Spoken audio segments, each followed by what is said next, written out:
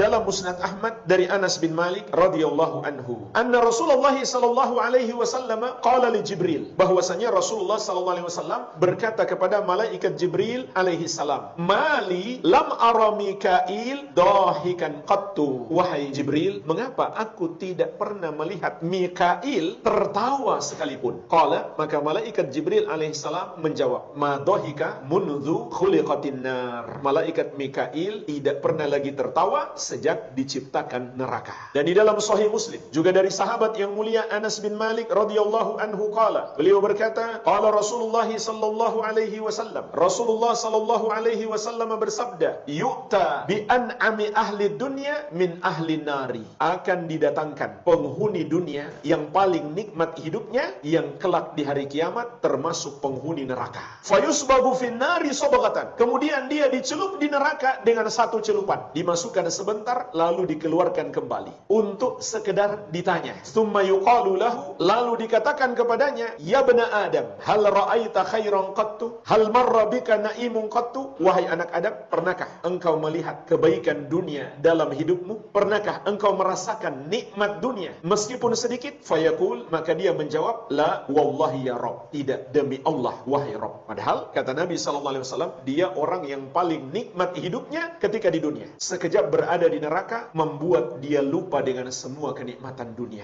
Maka hadis ini memberi pelajaran, azab di neraka itu bukan hanya azab secara fisik, melainkan juga azab secara psikis. Maka kita bisa bayangkan jemaah sekalian, bagaimana dahsyatnya azab neraka. Sanggup membuat orang itu lupa dengan semua nikmat dunia yang pernah dia rasakan. Padahal dia orang yang paling nikmat hidupnya ketika di dunia. Ini menggambarkan kepada kita betapa dahsyatnya azab neraka itu. Kemudian lanjutan hadis, wa yu'ta bi asyaddin nasi bu'san fid dunya min ahlil jannah. Dan didatangkan orang yang paling menderita hidupnya ketika di dunia, dan di akhirat dia termasuk penghuni surga. Fayusbagu fil jannati sabghatan. Dia pun dicelup di surga dengan satu celupan, dimasukkan sebentar lalu dikeluarkan kembali untuk sekedar ditanya. Fayuqalu lahu, lalu dikatakan kepadanya, ya bena Adam, hal ra'aita bu'san qattu? Hal marra bika syiddatun qattu? Wahai anak Adam, pernahkah engkau melihat sedikit saja penderitaan hidup di dunia? Pernahkah engkau merasakan sedikit saja kerasnya hidupmu ketika di dunia? Fayaqul, maka dia menjawab, la wallahi ya Rabb, ma marra bi bu'sun qattu wala ra'aitu syiddatan qattu. Tidak, demi Allah wahai Rabb, aku tidak pernah merasakan penderitaan hidup sedikit pun ketika di dunia. Tidak pula aku melihat kesusahan hidup sedikit pun. Ini luar biasa, nikmat surga. Sebentar saja seseorang itu masuk surga, membuat dia lupa semua penderitaan hidupnya ketika di dunia.